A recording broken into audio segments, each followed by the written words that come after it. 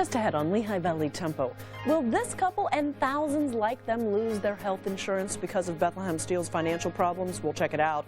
Plus, we'll learn how one woman's love of cooking turned into a profitable business. And we take you to a very special World War II event to pay tribute to our veterans. Join us for these stories and much more next on Tempo.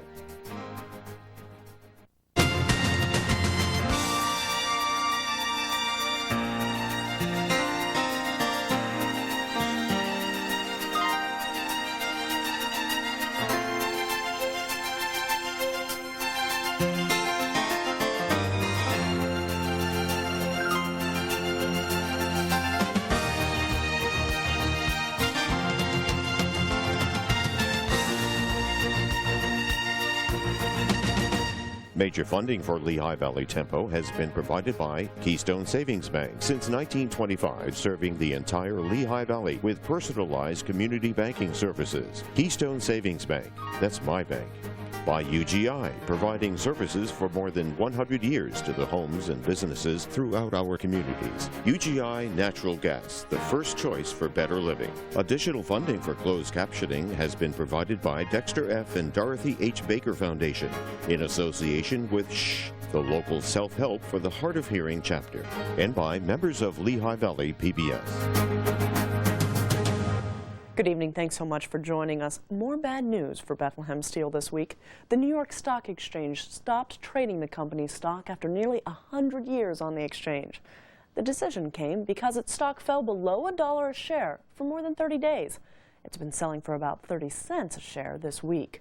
This latest development shows just how severe the situation is for the company that helped build America. Last year, Bethlehem Steel filed for Chapter 11 bankruptcy protection, and it's faced with the seemingly impossible task of paying huge health care and pension costs for thousands of retirees. Jeff Cherico has been looking into the situation of how this will impact our neighbors. Jeff. Amy, tens of thousands of retirees and their spouses could be left in the lurch if Bethlehem Steel can't figure out a way to continue paying for the health care and pension costs. Right now, Bethlehem Steel pays more than $251 million a year in health care costs. CEO Steve Miller tells Tempo he has some plans to help Bethlehem Steel, but he stresses he needs the government's help to cover the retirees, who themselves face very uncertain futures. As they wait for the fish to bite, Bethlehem Steel retiree Bobby Dibert and his wife Donna are playing a much more serious waiting game. What will happen to their health benefits if the bankrupt Bethlehem Steel collapses? I thought I was secure with the pension and with my health care. I thought I was absolutely secure. This is what I worked all my life for. You work and you're loyal. You go to work and you work not knowing that someday you're not going to have your job and you're not going to have that coverage, and you need that coverage. The Dibert's medicine cabinet is filled with expensive pills to treat Bobby's high blood pressure and thyroid problem, and Donna's depression, fibromyalgia, and more. Bobby's retiree health plan covers thousands of dollars of drugs and doctor's bills each year, a benefit they may lose if the struggling Bethlehem Steel can't rebound. Bobby was let go from the Steel in 1998. Ever since he was laid off from another job this spring, the prospects have gotten even more grim for the Moore Township couple. I probably will, in all reality, end up going bankrupt because I can't afford to pay for pills and, as they say, and eat and everything else. My customers keep coming back because it's a matter of staying alive for 60-year-old Tom McLaughlin of Hellertown. A former manager in the Steel's public affairs office, Tom has worked as an actor and spokesperson since he retired in the mid-'80s. Several years ago, he was diagnosed with a lung condition that can result in emphysema. There's only one medication available that slows it down but doesn't stop it. And that medication, plus the nursing expenses involved, run about $60,000 a year. Tom's present jobs don't offer health benefits, and the work isn't always predictable. With a pre-existing condition, Tom says he can't afford to purchase his own insurance, and he's not sure what he'll do if Bethlehem Steel can't pay for it either. I may have to get health insurance and exclude this particular problem that I have and just let nature take its course, which means I'll die sooner. Tom McLaughlin and the Diberts aren't alone. 75,000 retirees and surviving spouses rely on Bethlehem Steel for health benefits. 30,000 of them live in the Lehigh Valley. And without further ado, Steve Miller. At a recent meeting with retirees, Bethlehem Steel President and CEO Steve Miller said the Steel's future is uncertain.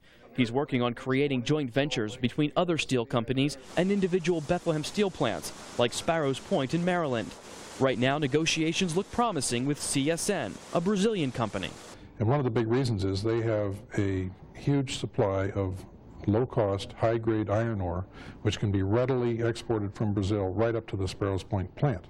Then we'll put some investment into the Sparrows Point plant to expand its capacity and make it much more efficient even than it is today. But Miller admits there's no way joint ventures can ever completely cover Bethlehem's projected $5 billion health care and pension costs. He says Congress must help. Put a 40% tariff on steel.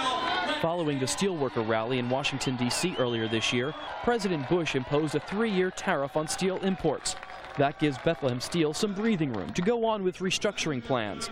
But it also gives the government extra revenue, money Miller believes would be best spent helping people hurt by massive foreign imports, the retirees. Now with tariffs, we think there is a flow of funds going into the U.S. Treasury that can be used to fund taking care of steelworker retirees. We think that'd be fair. You're getting the people that caused the injury to these people to take care of their needs.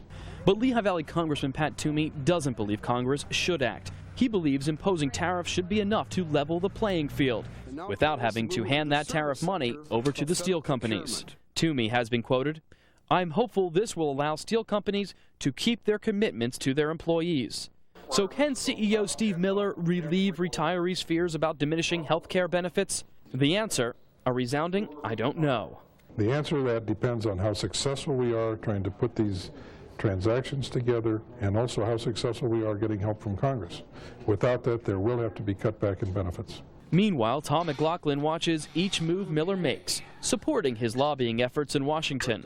I think it would be appropriate for there to be some public funding of health care benefits for people in this position.